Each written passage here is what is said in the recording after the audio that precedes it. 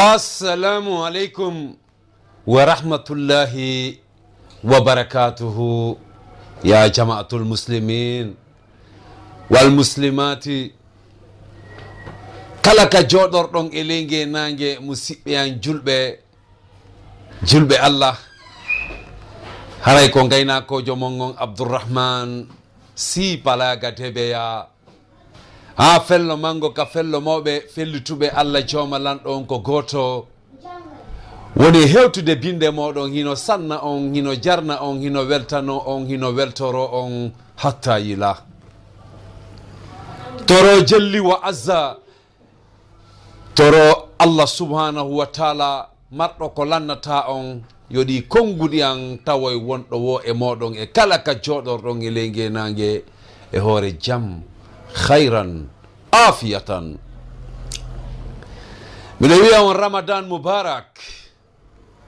Ramadan Mubarak.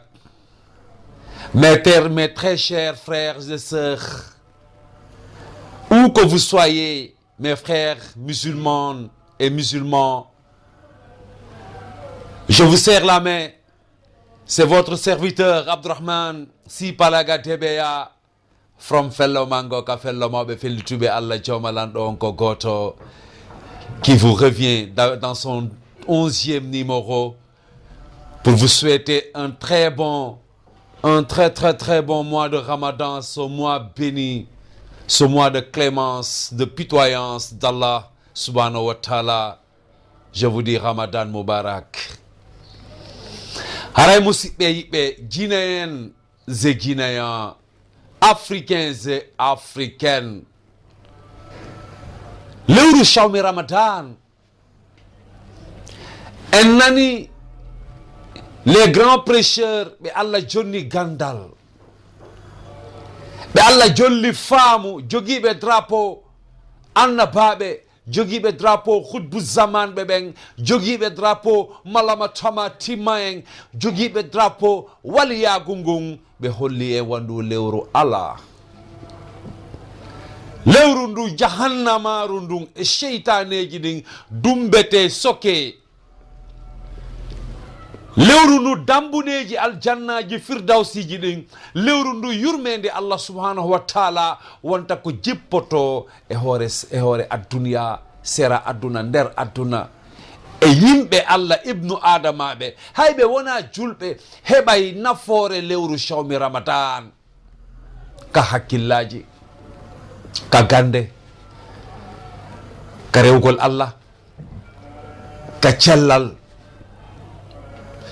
Haray ko alhamdulillahi rabbil alamin nde tawde ndu lewru shawmi Ramadan du'anandu barkinandu enen ɓe jihaɓe Allah tawni en hikka kadi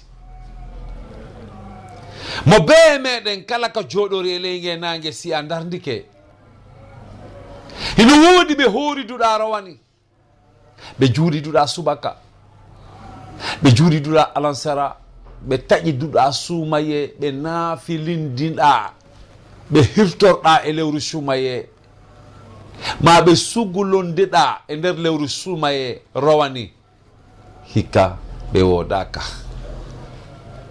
Inna lillahi wa inna ilayhi raji'un.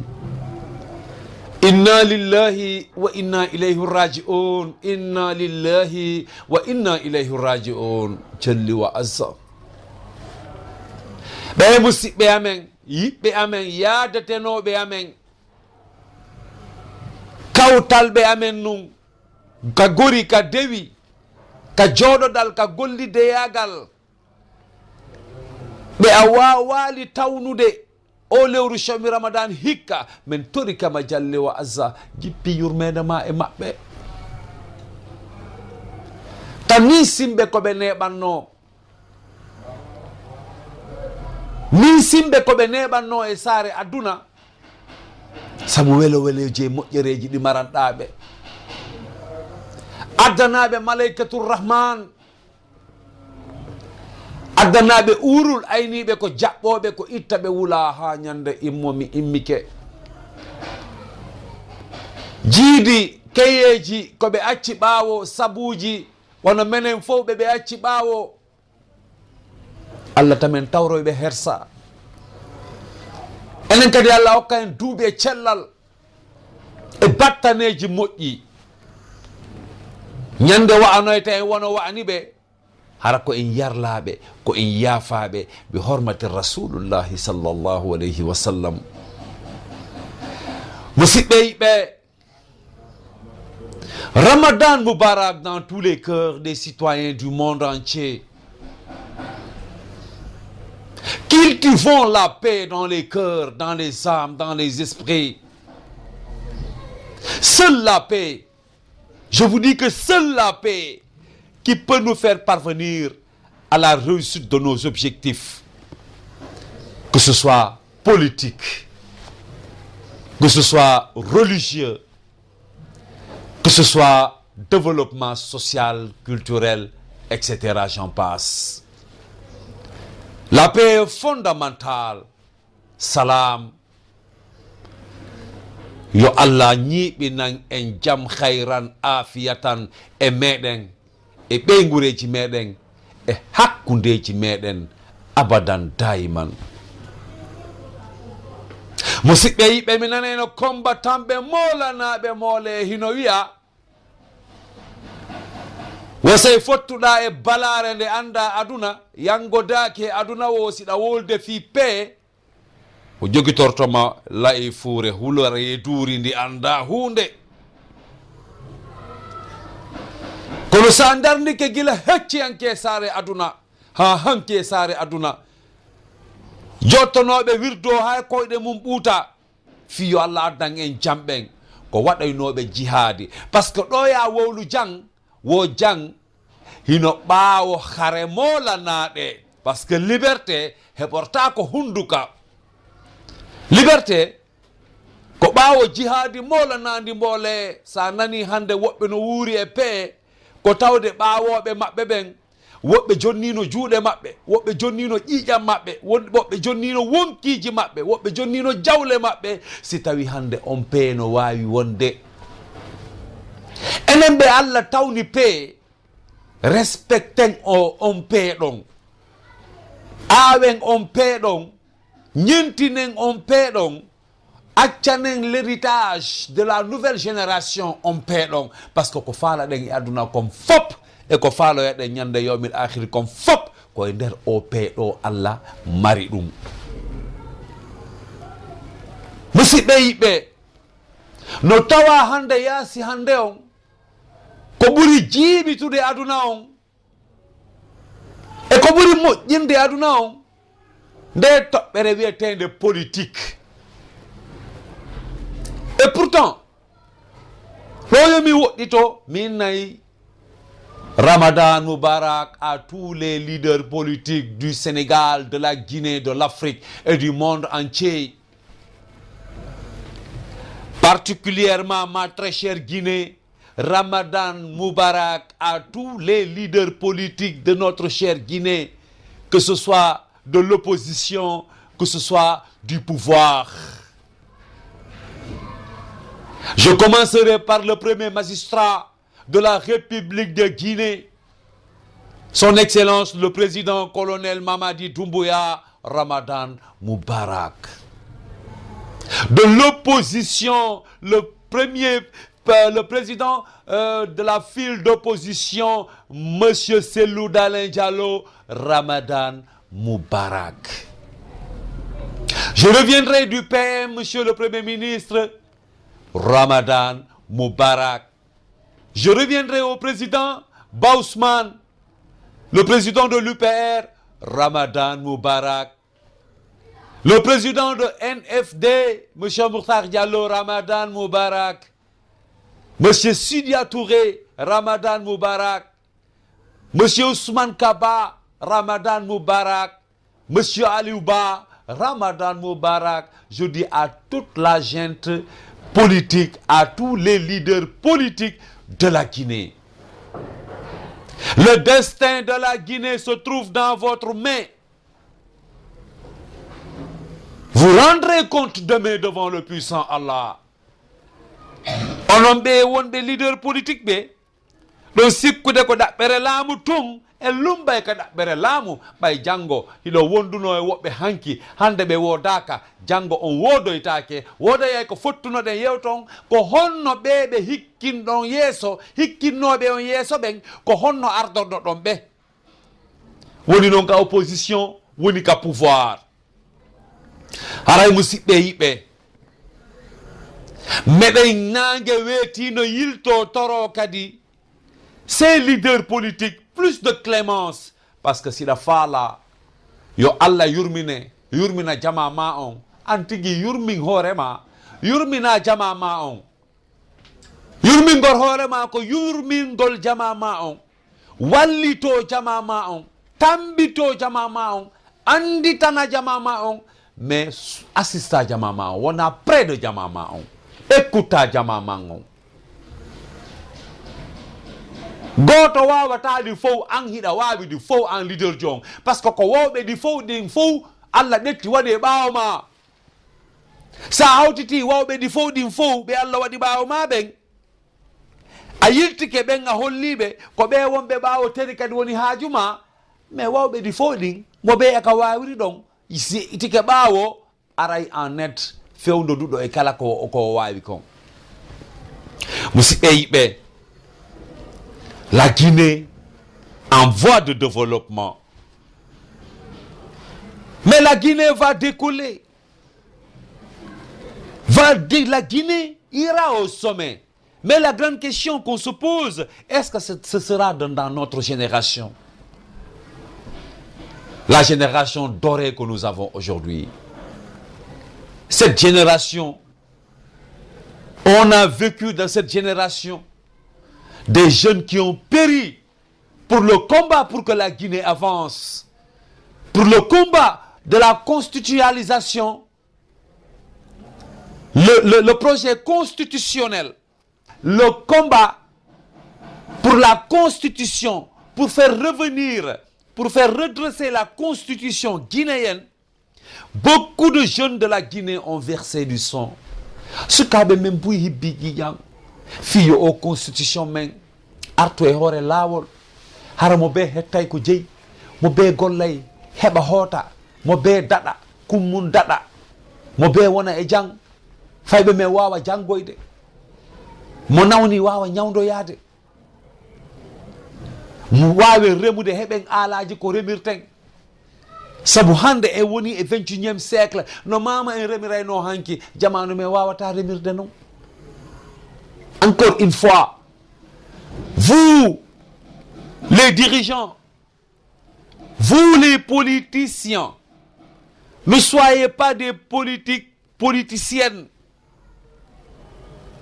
Par la grâce de ce mois béni, lewru shawmi Ramadan, Allah joma lando yo Allah yiltu hakkillaji ɓe yimɓe wonuɓe ɗaɓɓude laamu ma jogiiɓe laamu. Parce que ko ɓeɗo woni ardade ɗi ɓe jihaɓe maɗa ɗo leydi ndin soñjike leydi ndin tampi. La Guinée est fatiguée, ça pleure. Il y a des jeunes qui se sont battus depuis belle lurette, mais en fin de compte, à l'heure actuelle, ils se débattent pour la survie du jour au lendemain. Sukaɓe yanguinoɓe ɓeɓe yadayno waraɓe fella sukaɓe janguɓe ha diplôme ji mum yalti no faala golle. Hande les politiciens ont barré toutes les routes. Soit que tu es avec nous, tu es bien, tu n'es pas avec nous, tu n'es pas bien. Tu passes quand tu es avec moi, mais tu ne passeras pas quand tu n'es pas avec moi. La citoyenneté des politiciens guinéens aujourd'hui, Barki Shawmi Ramadan, il faut l'éducation de base encore, l'éducation citoyenne de nos supérieurs politiques. Parce que si le leader n'a pas la clémence, c'est-à-dire le leader jo hore parti on, ma leader jo hore parti jo mo parti on woni hore leydi ndi heɓali yurmede yimɓe makko ɓen, ça devient grave. Donnez la place à l'homme qu'il faut à cette place. Hande marchandage politique écraser les mieux méritants, les plus méritants. Aya chauffeur jo ɗigginɗo doginde yaagal ɗigginɗo anduɗo laawi ɗin andi chauffeur yaagal ngal, mais si tawi ɗettegol hewti ko apprenti chauffeur ji on ɗettete à la place du maîtrisard de ce métier là, parce que ko oɗa mari sabu oɗa mara sabu. Hatta accident ji ɗin heewa, say bunɗo jonnayo dogin train wangal ma auto wangal harangal heewi taw yimɓe hatta fureji heewa ka tarawuji. Musidɓe yiɓe, solidarité on hino manki. Allah e barki lewru shawmi ramadan yo yimɓe ɓen artira cette solidarité hakkundeji yimɓe ɓen. C'est cette solidarité là qui va mener à la paix. C'est cette solidarité là qui va mener, c'est-à-dire au bon voisinage. C'est cette solidarité-là qui va mener à la victoire de tous les combats et de tous les objectifs. Manque de solidarité ko tana musidɓe yiɓe. Allah yiɗali ɗum, annabajo Muhammad sallallahu alayhi wa sallam yiɗali ɗum, ñentinayɗo sunna seydil awwalina wa imamul akhirina. A wonay neɗɗo yaajuɗo ɓernde, waɗayɗo fi Allah e fi nelaɗo makko Muhammad sallallahu alayhi wa sallam.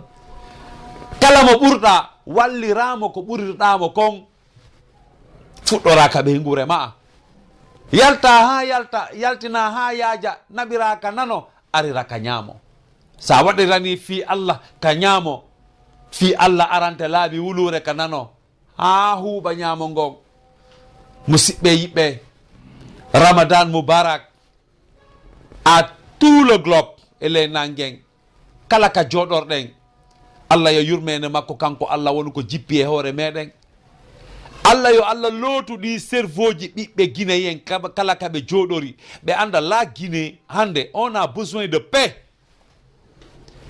O paix mo wonɗen e yawde la Guinée, ɓe hino woodi sacrifienoɓe fiyo ɗum ɗo ko marɗen, o paix mo marɗen ɗo, fiyo oɗo yen heɓu oɗo, fi kala woɓɓe men no yawi oɗo, mais ko ƴiƴanji buyi hibba, ko juuɗe taƴa, wonkiji sori, jawle yeepi, cuuɗi sunna, yimɓe eggina, si sifa o jammo marɗen ɗo hande si heɓuɗenmo ngallaten yawmo, ɓeyɗen darugol no yañirenmo. Mi yiltito ko amen par ce que yiɗugol ka ma na añugol ka goɗɗo. Hey, comme mi fuuta ka mawɓe ɓe fuutaki ɓe fuutata ko aduna, comme mi ka ɗalluwal timbi ka préfecture Pita, ka sous-préfecture Masi, ka district Palaga, ka secteur Fello Mango. Si miɗe yewtude fi aduna, yewta fi Afrique, yewta fi lagine, mi artay haka ankadi parce que miɗo faala yo fof barku, yo fof ɓanto, yo Afrique e lagine fof développe, mais ko Pita ka amen ɓuraninmi, ko toon mi faala yo fuɗɗor. Wano ankadi mo laaɓe on faaliraɗa noon, wano ankadi mo hoddine on, mano ankadi etc. Añugol kama ko tana. Musidɓe yiɓe, en andi on ne peut jamais gagner dans la division. Laaɓa ni en sen foolay e wonay womere, wano no khatimin nabi ina wa imamul mursalina makirno e sayi en wawi wa siman birkire e hoore birkire, siman koole e muɗum. Yiɗumo faalaɗa, mi yiɗamo mi faala, yaada e mo faalaɗa, mi huwodira e mo mi faala. Kono si Pita faalama, yejjitu wonɗo wo, mi yeggita wonɗo wo, anden ko Pita faala, wonen Pita kaaɓe fo ruyal. Ko ɗum woni pinal hande, ko ɗum woni pinal hande. Ammo labe on kadi waɗa ɗum, ammo mamu on waɗa ɗum, ammo forêt on waɗa ɗum, ammo hodgine waɗa ɗum. Mi retta exemple ko an, mais c'est valable pour tout le monde. Sa yiɗali ka ma a yiɗata ko goɗɗo, sa yiɗali ka ma a yehi a inni a yiɗay ka goɗɗo ko a naafigiijo. Sa nani goɗɗo ko combattant ma goɗɗo barki, ko ɓe landoto est ce que siɓɓe makko ɓen no wi'i ɗum. Sa wonali leader jo kama, ha hande kama imamuɓe arali kama takkanma garde bu, chef district ma on président maire district ma ha hande wiyalima merci ka secteur ma chef secteur ma ha hande wiyalima albarka maire ma délégation spéciale sous préfecture ma on ha hande wiyalima merci mais commune urbaine ma on ha hande wiyalima bravo ma heɓali diplôme de reconnaissance e nder préfecture ma on mais sa yahoyi nokku goo ɓe kellanima toon ɓen ɓe ɗaynete soit ko goɗɗum joguiɗa koɓe jokkirayma ha ɓe hen ɗo ɓe dampe ma ko ngari joguiɗa gumbe faala utilise de ha ɓe gayna ɓe pugoma ta yejjitukama awa jeunesse pita nangue weeti hande sila faala hara kaka selludale wonɗa ko politique c'est normal sila faala hara kaka URDG wonɗa sila faala hara kaka UPR wonɗa maka UNFD wonɗa NFD wonɗa maka ka CNRD wonɗa c'est la Guinée en miniature. Il n'y a pas de discrimination. Nous ne sommes pas des ethnos. Mais on a un point fondamental à revendiquer. Hande. Kalabo pitaka, mondara qui fit revendiquer un point donc ndartu horema mandara jija madang. Mandara no walortano eno nyamirta maka yarata mano mijortano anda ida timma sika jeune joka gaware na real jo. Ça mi défiété. Faut là-bas, ma pita kame wonti sabere, enen pita ka bengi là-bas partout. Nieti ko mbudu e mbujoyi, ino moji ha, tokay endang, kono développement, ko eta watta développement. Développement, hoccitare wada ta développement, ko gollete hitande duubi joyi harakadi boni nyoli, dum wada ta développement for real. Ko laamu addata bayerbe, addata ONG ji, addata moyen ji, adda experts nationaux et internationaux, be arabe sans village, be sans visage pita on fop ko dum falle hande. Pita wonta city, pita ko Harlem City et der la Guinée. Et pour ça, il faut des jeunes combattants, des jeunes guerriers, des jeunes qui ont de l'esprit dans l'âme. Il n'a pas monsieur Selou Dalem mido yidon ha kono haccanelang cette fois-ci ko pita. Il n'a monsieur Mokhtar Diallo mido yiduma ha kono haccanang hande ko pita. Il n'a monsieur Doumbouya mido yiduma ha kono haccanami hande ko pita noddi. Pita immo. O génération do hande kala fala do nadudo jungo e der pita e bibbe pita avec tous les sacrifices que bibbe pita wadi kon on a ça dit il nous faut des ministres, il nous faut des ambassadeurs, il nous faut de la jeunesse de la crème. O jeunesse pita do hande il nous faut des grands dirigeants nationaux et internationaux. J'alerte la Confédération des natifs de Pita. Fola di fola take yaray di yeso haray ndam puccu ndam hollande jeune jomo pita kala ka wontirda ya hande ya andu hande ko nene pita noddi hande ko baba pita noddi hande ko wonki pita kin noddi ko pitaaji barkinaaɗi ɗin e nder pita ɗi mama waɗuno ɗin hanki ko ɗin nodditi ɓiɓɓe maɓɓe ɓen hande ko en arnoto ɗen. Mo master yo arnoto, mo licence yo arnoto, mo chauffeur yo arnoto, mo docteur yo arnoto, mo remayɗo yo arnoto ko pita noddi. Mo be e meɗen e ko wawɗe waɗen.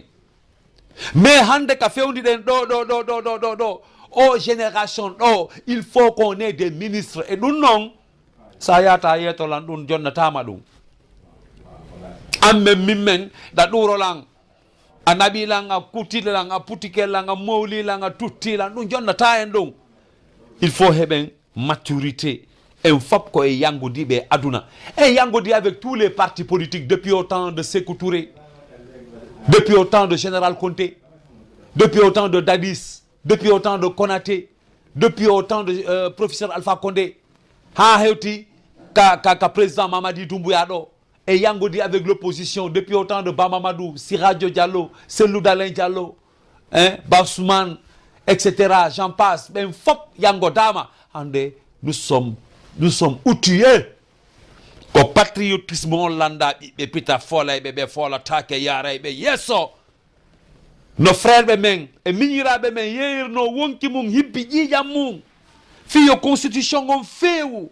fiyo lagine ɓanto mais pita wona ko dow wata mayde ɓen wonu en vain et Allah woɓɓe woni e combat o ha Allah ƴettitiɓe. Paix, salut sur l'âme de notre confrère Seyya Agency Ibrahima Sayko ak hamdallahi ha bamɓe to Koza, président de la fédération de la fondation des enfants déshérités Seyya Agency yo Allah hinnoma yarloma yafoma combattant jo avec tous les âmes des combattants qui sont tombés. Donc encore une fois de plus, Ramadan Moubarak à toute la jeunesse de la Confédération des natifs de Pita. Ramadan Moubarak aux doyens de Pita, Association pour le développement ADP. Ramadan Moubarak aux Porgal de Pita, aux Bantal de Pita, aux Amazones de Pita, aux patriotes de Pita. Mais Ramadan Moubarak à notre très chère maman, les visionnaires de Pita, la vision des femmes pour le développement de Pita. Vraiment, encore une fois, kayuji worɓe e rewɓe wonɓe saare Pita ko lagine immantoɗen. Fiyo lagine fo moƴƴu, fiyo lagine fo feewu, en anda individualisme, en anda sadi ethnocentrisme, en anda tribalisme, en anda régionalisme. Ko on ɗum woni ko anduɗen ko fiyo nokkele ligan lagine ɗin fo ɓanto ha Africa fo ɓanto kono ka men yo wonto hoodere acce ɗaɓɓen ka nawyen la jeunesse de Pita ɗaɓɓen ka nawyen ɗaɓɓen ka nawyen ɗaɓɓen ka mayen ɗaɓɓen ka ko hoɓɓe ara tawa en ko ɗum fewri hande mo be expérience ti mum tagoto ar bungirana men selludalen ma bungirana men Mamadi Doumbouya ma bungirana men Bausman ma bungirana men Moutarou ma Paulou Pierre bungirane men daragol ha Pita wonta sare for real bungirano men ha génération on hande wona sabu Mamadou Paté woni ministre Oumar Mbalo woni ministre Alpha Bari woni ministre Fatoumata woni député Oumou Hawa woni DG hara koye nder combat on o woni ɓen ɗon fof ko honɗum wonta objectif maɓɓe yoɓe nafitor kono objectif maɓɓe on ko fi ɓantugol Pita ɓay sa ala ka sendete ton a tawa kaka décidete ton mais ɓe senda e ɓaawo ma ɓe décida e ɓaawo ma ko honde sa heɓata en yiɗa bakkitotoɓe hande kadi ko yen duñu ha eɓe wona eɓe nder ton en fo en wawata wondude nder ton wona ñande sadaka itta o jaaboto wona ñande muluku moɗa toni wojjata musidɓe yiɓɓe komi yiɗani Pita ɗo ko ɗum mi yiɗani Labe mi yiɗani Mamou mi yiɗani Timbo et Timbi e Labe mi yiɗani Haute Guinée Basse Guinée Guinée forestière que toute la jeunesse c'est-à-dire respecte ka mu'um d'abord ka iwdi mawɗo mum on ka mawɓe maɓɓe ɓen iwri ɗon kaɓe heɓa ɓe janɗi ɗon ɓe tawi courant ɓe tawi ndiyan ɓe tawi trawno waɗa ɓe anda ko mawɓe maɓɓe waɗno combat ko ɓe yawata ɗon ko woɓɓe darino ha ɗum ɗo waɗa kamɓe kadi ko jamanu maɓɓe enen kadi ko jamanu men ko 21e siècle wonɗen. C'est à nous de mettre la pierre à l'édifice pour le développement de notre chère Guinée. ɓay noon ko Pita mi iwri miɗo reeni jeere Pita imbine nde ɗo ka confédération des natifs de Pita hande kono woni toola ɗiɗi mi linti ɗo fof kono yumma mon e baba en mon e kotiraɓe mon e bappiraɓe moɗon awa kalifu Allah kalifu moɗon vous ne devez pas à l'erreur je vous en prie wona siiɓodirgol gaɓodirgol hewtinoyta en hande ruyol yagal men ngal ngayu yagal men ngal fop ko si a wawi lam moɗande erreur ji maɗin mi moɗane erreur ji maɗin wawen hewtoyde ka gangunal présenten laggine il faut hewtoyen présenten laggine woni ko Doumbouya oɗo ko laami ko Allah fewdindini e Doumbouya siko selludalel laamino siko Ba Ousmani laamino siko forestier laamino wimi koyen yayno ha kappale Sékou Touré ya nangue wetti naata e Sékou Touré ya hikka hollenɓe Pita hewti hiɗen landiti keɓal ɗum ɗo e ɗum ɗo e ɗum ɗo. Donc encore une fois miɗo wiya Ramadan Moubarak barki lewru Chawmi Ramadan miɗo tori yo Allah jippintin hakkillaji ɓiɓɓe gine ɓen fop ha hewta ɓiɓɓe pita ɓen ɓe yiita laawol ngol seppe e hoore laawol ngol dignement, sereinement, courageusement, intellectuellement, diplomatiquement ha hewtoyen heɓen gain de cause pour Pita et pour toute la Guinée, inchallahu rabbi. Ramadan Mubarak, Ramadan Mubarak, nange weti no vidéo, Ramadan Mubarak, Ramadan Mubarak. Menen turi yafuye menen nange weti, hirnange funnange taddinange nano e ñaamo ha hewta emin adramani si palaga debeya e équipe wonɗo ɓaawo angon. So yimi wawi arde joɗo ɗo, il y a toute une équipe derrière, des jeunes hommes et des jeunes femmes très belles, très douées, wonuɓe ɓaawo ɓe ɗetti hakkillaji maɓɓe, ɓe ɗetti darajaji maɓɓe, ɓe ɗetti tanji maɓɓe, ɓe ɗetti feere maɓɓe, ɓe fof ɓe yowi kabalaji an. Mais je leur remercie tous. Hewto e ñande go mi présente on équipe on. J'ai une équipe de 12 jeunes dames très pro et de 12 jeunes garçons très pro. Miɗo félicita ɓe, miɗo remercia ɓe, miɗo tori yafuye kala heɗotoɗo lan simi falji yafolan mi timma kala ka wontirɗa. Sino ɓoyli falji tan hara accallan dans l'erreur, woni a paykum, woni a suka suddiɗo a moko bajo. Mi ɗetti hoore am, mi tumbi, mi ombali, mi watti e sokejo kala wonɗoran e heɗade partout où que tu sois dans le monde. Wattami e feere hara accidallan e hoore an barki lewru shawmi Ramadan. Yo Allah yurme en fof. Mi torikema yafuye min kala sikkuɗo ma kala waɗɗo indirectement e an mi yarlike mi yaafike. Yo Allah fottindingen e sawaba. Mi torike Allah yo Allah waɗu ɓernde yurmede e mon ha wawa mi yaafade kala komi falji e mon komi andi e komi anda. Onon ɓe mi wondi ɓen yaafelan par ce que tagaɗo timma. Mi torike on yafuye inde nangue weeti watti juuɗe ka ɓaawo no wiya on e barke du lewru teddudu lewru shawmi Ramadan. Yafelan, je demande pardon à tous mes frères et sœurs où que vous soyez dans le monde.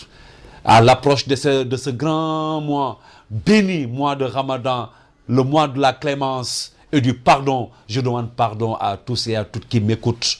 Ne me laissez pas à mes propres guises. Reconseillez-moi, orientez-moi. Je suis prêt à tout entendre pour essayer de corriger et d'améliorer. Parce que la route est très longue. Et Inch'Allah Rabbi, on est prêt à y aller étape par étape, sans trébucher. Mais aussi encaisser tout ce qui traversera devant notre chemin pour arriver pour l'intérêt de toute la Guinée. Mais pour l'intérêt, je dis que dans toute l'Afrique, pour toute l'Afrique, mais pour l'intérêt, encore une fois, de notre très chère religion musulmane, sans oublier cette religion chrétienne qui est des parents à nous. Vraiment, alléluia. Merci à tous et à toutes. À la prochaine.